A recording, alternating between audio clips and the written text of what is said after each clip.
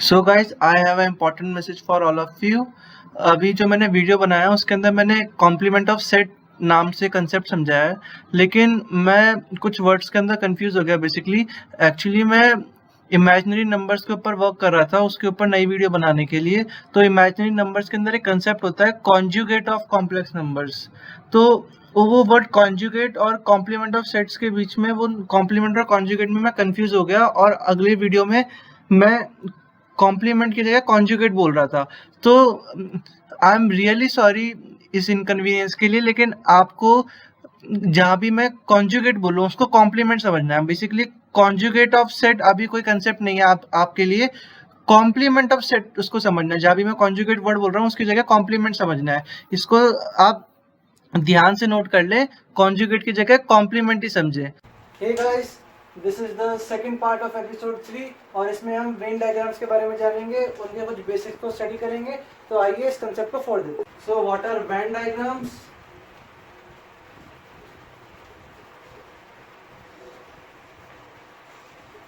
When diagram basically set को visualise करने का एक सबसे बढ़िया तरीका है। क्या कि मेरे पास मान लो अलग अलग सेट्स हैं, कि मेरे पास एक सेट है कि मेरे पूरे स्कूल के अंदर जितने भी स्टूडेंट्स हैं एक स्कूल के अंदर, उसे मैं ऐसे डिफाइन करता हूँ। सारे स्टूडेंट्स का एक स्कूल के अंदर कलेक्शन, उन सबका सेट, वो है एस, सेट ऑफ स्टूडेंट्स।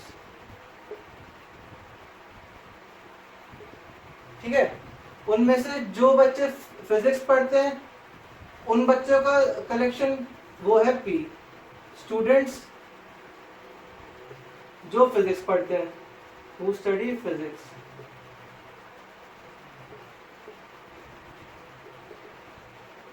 ऐसे ही सी, जो बच्चे केमिस्ट्री पढ़ते हैं। एम, जो बच्चे मैथ्स पढ़ते हैं। और बी, जो बच्चे बायो पढ़ते हैं। ये चार तरह के मेरे पास सेट है, और ये सेट ऑफ स्टूडेंट्स, इसको हम बोल देते हैं कोई क्लास के, set of students in A class. एक क्लास में, कोई भी क्लास है उसके अंदर चार टाइप के बच्चे हैं, मतलब चार टाइप के उस क्लास में सब्जेक्ट पढ़ाए जाते हैं, फिजिक्स, केमिस्ट्री, मैथ्स और बायो। तो उसमें से जो बच्चे फिजिक्स पढ़ते हैं वो ये, जो बच्चे केमिस्ट्री पढ़ते हैं ये, जो बच्चे मैथ्स पढ़ते हैं ये, जो बच्चे बायो पढ़ते हैं वो ये। और कुछ बच्चे ऐसे भी हैं जो इन चारों में से कोई सब्जेक्ट नहीं पढ़ते। कुछ बच्चे ऐसे भी हैं जो इन चारों में से कोई सब्जेक्ट नहीं पढ़ते, जो कोई भी सब्जेक्ट नहीं पढ़ते, नो सब्जेक्ट स्टडी। उनके सेट को मैं बोलूंगा एन। मतलब कोई सब्जेक्ट नहीं पढ़ते, मतलब इन चारों में से कोई सब्जेक्ट नहीं पढ़ते, वो कोई और सब्जेक्ट, जैसे मतलब वो कोई और सब्जेक्ट पढ़ते होंगे, जैसे पीएचई या फिर आईपी, मतलब वो इन चारों में से कोई सब्जेक्ट नहीं पढ़ते। बेसिकली कहने का मतलब ये है, जो बच्चे इन चारों में से कोई सब्जेक्ट नहीं पढ़ते, उन सारे बच्चों का सेट, मतलब जो ना फिजिक्स पढ़ते हैं, केमिस्ट्री पढ़ते हैं, मैथ्स पढ़ते हैं, बायो पढ़ते हैं, जो कुछ और पढ़ते हैं, तो उन सारे बच्चों का सेट को मैं बोलता हूँ एन। ठीक है, तो क्लास में ऐसे बच्चे हैं 5 टाइप के, मतलब 5 टाइप के वैसे बच्चे हैं जो ये सब पढ़ते हैं और जो इनमें से कुछ नहीं पढ़ते।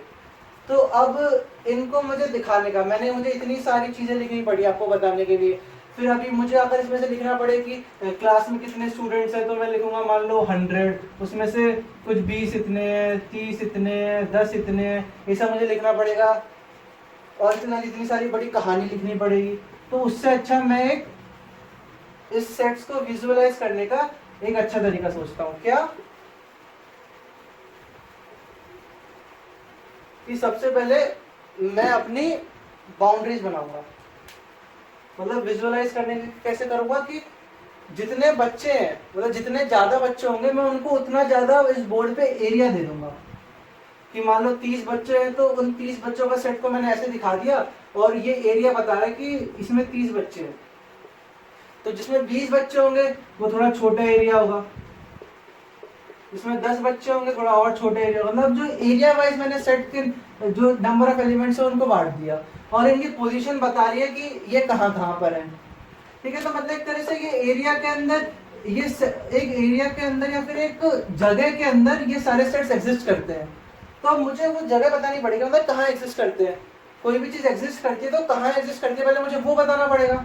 तो ये जहां एग्जिस्ट करते हैं, जिस बाउंड्री के अंदर एग्जिस्ट करते हैं, उस बाउंड्री में बड़ा सा सेट, जिसके अंदर मतलब जिसके सारे छोटे छोटे पार्ट्स हैं, जो सबसे बड़ा सेट है। जैसे हम सब कहाँ एग्जिस्ट करते हैं, यूनिवर्स के अंदर। यूनिवर्स के बाहर कुछ नहीं, यूनिवर्स ही सब कुछ है।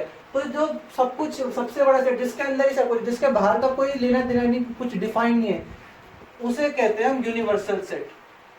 ये हमारा यूनिवर्सल सेट है कि इसके अंदर ही ये सारे सेट एग्जिस्ट करते हैं। और हमारे केस में ये यूनिवर्सल सेट क्या है, set of students in A class. एक क्लास में जितने पूरे क्लास में जितने भी स्टूडेंट थे उनका सेट था हमारा, कि उन्हीं में से कुछ बच्चे फिजिक्स केमिस्ट्री मैथ्स पढ़ेंगे।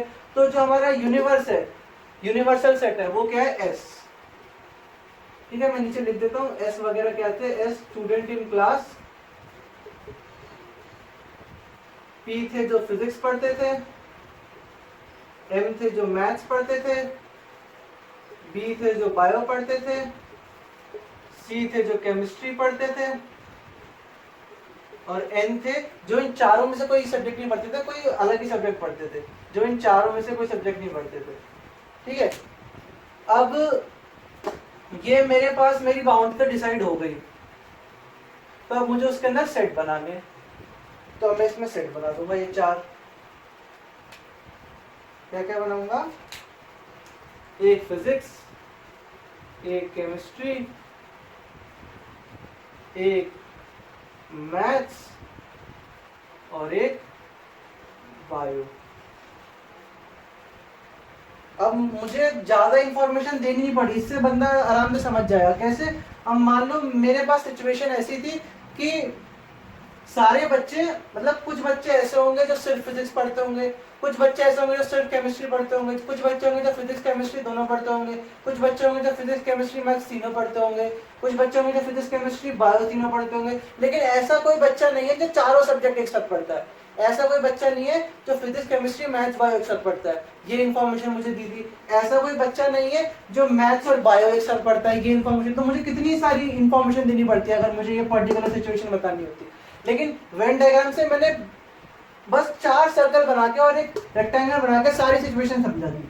क्या कि ये वाला सर्कल तो इसका नाम है फिजिक्स, मतलब ये सेट, ये सर्कल पी सेट को डिनोट कर रहा है, ये सर्कल सी सेट को डिनोट कर रहा है, ये सर्कल एम सेट को डिनोट कर रहा है, और ये सर्कल बायो वाले सेट को डिनोट कर रहा है, बी सेट को डिनोट कर रहा है। तो अब मुझे इससे क्या पता लग रहा है, इतने बच्चे हैं जो सिर्फ फिजिक्स पढ़ते हैं। देखो इनके एरिया में बस क्या है, बस फिजिक्स वाला सेट है, और कोई सेट इनसे ओवरलैप नहीं कर रहा इस एरिया के अंदर। तो इतने बच्चे ओनली फिजिक्स पढ़ते हैं। इतने बच्चे इस एरिया वाले क्या क्या पढ़ते हैं, फिजिक्स वाले सेट में भी ये वाला एरिया, बायो वाले सेट में भी ये वाला एरिया। तो ये बच्चे फिजिक्स भी पढ़ते हैं और बायो भी पढ़ते हैं। ठीक है, ये वाला सेट जो है, ये वाला सेट, इसमें देखो कौन कौन से एरिया है। इसमें बायो वाला एरिया भी है, फिजिक्स वाला एरिया भी, केमिस्ट्री वाला एरिया भी है। बायो के सर्कल में भी ये एरिया आ रहा है, फिजिक्स के सर्कल में भी आ रहा है, केमिस्ट्री में भी आ रहा है। तो ये बच्चे कौन है, जो फिजिक्स भी पढ़ते हैं, बायो भी पढ़ते हैं, केमिस्ट्री भी पढ़ते हैं। और सिंस ऐसा कोई एरिया ही नहीं जिसमें चारों सर्कल एक साथ आ रहे हो, फिजिक्स बायो केमिस्ट्री मैथ, ऐसा कोई एरिया ही नहीं है। तो यानी कि 0 स्टूडेंट्स ऐसे जो फिजिक्स ही पढ़ते हैं, केमिस्ट्री पढ़ते हैं, मैथ्स ही पढ़ते हैं, बायो भी पढ़ते हैं। और सिंस मैथ्स और बायो के सर्कल भी ओवरलैप नहीं कर रहे, तो इससे मैं क्या बोल रहा था कि 0 स्टूडेंट ऐसे जो मैथ्स और बायो एक साथ पढ़ते हैं। तो सिर्फ इतने से वेन डायग्राम से मैंने इतनी सारी इंफॉर्मेशन आपको बता दी। तो ये फायदा होता है वेन डायग्राम्स का। तो अब इनको पढ़ने, तो अभी हमें समझ आएगा कि वेन डायग्राम्स क्या होते हैं। तो अब इनको और तरीके अच्छे से मतलब क्लासिफिकेशन वगैरह कर देते हैं कि वेन डायग्राम्स में 2 सेट को एडिशन, मतलब बता देता हूँ। जैसे मान लो ये मेरे पास एक यूनिवर्सल सेट है, ठीक है, इसमें मेरे पास 2 सेट हैं, एक सेट ए, एक सेट बी, कोई भी 2 सेट है। तो ये वाला एरिया किस चीज को डिनोट करता है, वो एलिमेंट जो ए के अंदर भी है और वो एलिमेंट जो बी के अंदर भी है ना। तो इस वाले एरिया को मैं नाम देता हूं ए इंटरसेक्शन बी, जिसका साइन होता है ऐसे उल्टा यू। इंटरसेक्शन का मतलब क्या हुआ, क्योंकि ये दोनों सर्कल यहाँ पे इंटरसेक्ट कर रहे हैं, तो इस वजह से जो इनका इंटरसेक्शन का पार्ट है, मतलब जो एलिमेंट ए और बी दोनों में कॉमन है, वो होता है ए इंटरसेक्शन बी, ठीक है। और ये पूरा एलिमेंट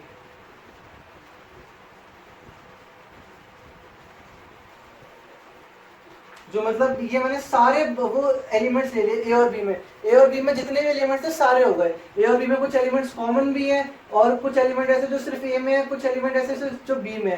तो इसको मैं कैसे डिफाइन करता हूँ, ए यूनियन। तो ये जो सारे एलिमेंट्स है जो ब्लैक्स ए जैसे डिनोट कर रहा है, इन्हें कहते हैं A union B. A union मतलब ये यू, इसका मतलब सारे एलिमेंट जो ए में भी है बी में भी है। तो इसको मैं कैसे डिफाइन करता हूँ, A union B consists of all those elements which are in A or B. Elements which are in A or B. Element जो A में भी है या फिर B में भी है। तो या फिर लगा दिया मैंने, तो मतलब या तो A में भी हो सकता है या B में भी हो सकता है या फिर A और B दोनों में हो सकता है। क्योंकि और का मतलब क्या होता है, या फिर या तो A में हो या B में हो।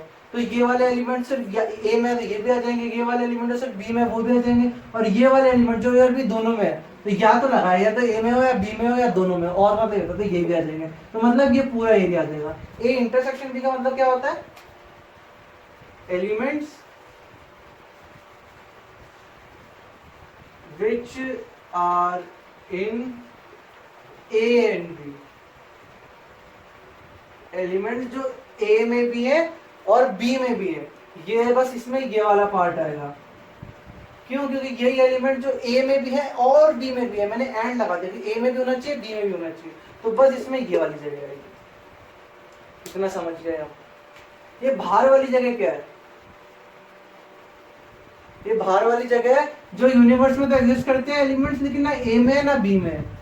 तो ऐसे एलिमेंट्स जो कोई सेट में ना हो, ऐसे एलिमेंट जो सेट में ना हो लेकिन यूनिवर्स में, मतलब उस वो एलिमेंट जो यूनिवर्स में है लेकिन उस सेट में नहीं है, उन्हें हम कहते हैं कॉन्जुगेट।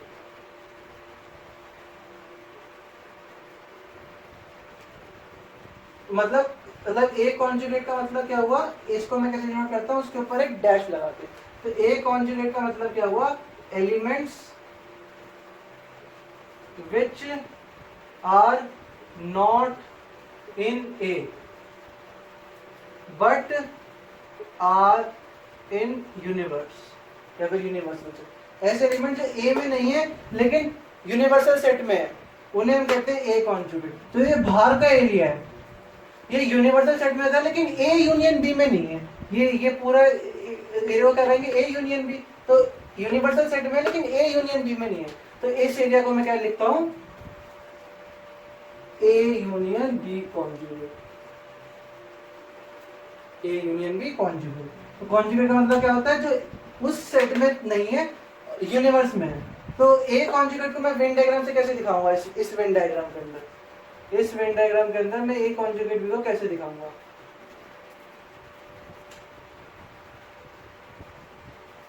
ए कॉन्जुगेट मतलब जो ए में नहीं है लेकिन पूरे वो हर जगह है। तो मतलब सिर्फ बिना ए वाली जगह को डैश कर दो। इसको अच्छे से बनाऊं तो मैं, ये मेरे पास ए है, ये बी है, सिर्फ ए में नहीं है बाकी हर जगह। तो यानी कि ये सारी जगह सिर्फ ए में नहीं है हर जगह। तो इसके अंदर ये वाला पार्ट भी आ गया जो ओनली बी था, और बाकी यूनिवर्सल सेट भी आ गया जो ये ए यूनियन बी कॉन्जुगेट था। तो ऐसे में वेन डायग्राम से अब इससे मैं क्या लिख सकता हूँ, A conjugate is equals to this part जो सिर्फ बी में है। तो कोई भी चीज जो सिर्फ बी में है तो उसे मैं कैसे डिनोट करता हूँ, बी माइनस ए से। कोई भी चीज जो सिर्फ बी में है, जैसे ये ए है ये बी है, तो सिर्फ ये वाला पार्ट जो सारे एलिमेंट बी में है, ये सारे नोटेशंस को नोट कर लेना, जो ये सारे एलिमेंट्स बी में है इसे मैं लिखता हूं बी माइनस ए से। ये माइनस का मतलब वो नहीं है जो हम समझ रहे हैं कि बी में के एलिमेंट्स माइनस ए के एलिमेंट्स, इसका मतलब वो नहीं है। इसका मैं डिफाइन कर रहा हूं, बी माइनस ए का मतलब होता है वो एलिमेंट जो बी में है लेकिन ए में नहीं है। वो एलिमेंट जो बी में है लेकिन ए में नहीं है। तो ये सारे एलिमेंट्स कौन कौन से, जो यहाँ पे जो बी में है लेकिन ए के अंदर नहीं है, मतलब ये मतलब इसको हटा दिया मैंने। तो यानी कि बी माइनस ए क्या है, बी माइनस, तो मतलब बी माइनस ए ऐसे हम, मतलब बी माइनस एक डेफिनेशन है उसकी, हम कोई इक्वालिटी नहीं लिख सकते। B minus A is just, इस वाले एरिया को मैंने नाम दे दिया। ऐसे ही ये वाली चीज जो सिर्फ ए है, ओनली ए, उसे मैं नाम देता हूँ ए माइनस बी। जो इसको रीड कैसे करते हैं, जो ए एलिमेंट्स ए में है लेकिन बी में नहीं है उसमें से माइनस होगा, मतलब माइनस बी का मतलब जो बी में नहीं है, ए माइनस बी, इसका मतलब ये होगा। तो अगर मुझे अब एक कॉन्जुगेट का एक्सप्रेशन लिखना हो, अगर मुझे एक कॉन्जुगेट का एक्सप्रेशन लिखना हो तो मैं कैसे लिखूंगा, ए कॉन्जुगेट मतलब ये सारे एलिमेंट्स, ठीक है। तो इसमें मैं क्या क्या ऐड कर रहा हूँ, सबसे पहले तो ये वाली चीज, सिर्फ ये वाली चीज जो बी में है, बस जो सिर्फ बी में वो, और उसके साथ ये मैं बाकी सब चीज जो ना ए में ना बी में, बस यूनिवर्स में है। तो ये बाकी सारी चीज को मैंने क्या बोला था, ए यूनियन बी का कॉन्जुगेट, और जो सिर्फ इसमें था उसको मैंने क्या बोला था, बी माइनस ए। तो यानी कि ए कॉन्जुगेट क्या हो गया, B minus A union A union B का कॉन्जुगेट।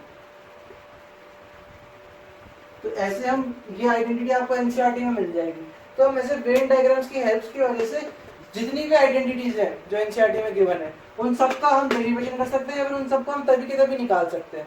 क्या मुझे ए कॉन्जुगेट निकालना था तो मैं क्या करूंगा, बी माइनस ए के साथ यूनियन कर दूंगा, किसका, ए यूनियन बी कॉन्जुगेट का, मतलब A union B conjugate B minus A के साथ। तो ऐसे ही अब हम इस वेन डायग्राम्स के बेसिक्स तो यहाँ पे खत्म होते हैं। अब हम इनका एप्लीकेशन देखेंगे एपिसोड 4 के अंदर। तो अगर ये सब बहुत इम्पोर्टेंट है तो इन सबको आप ध्यान से पढ़ना, और अगर एक बार में समझ ना आए तो या तो आप कमेंट सेक्शन में मुझसे पूछ सकते हैं आपके डाउट, या फिर इस वीडियो को बार बार देखें, क्योंकि ये चीज सेट थ्योरी की one of the most important चीज है। तो जब तक के लिए थैंक यू, और कंसर्ट 4 0।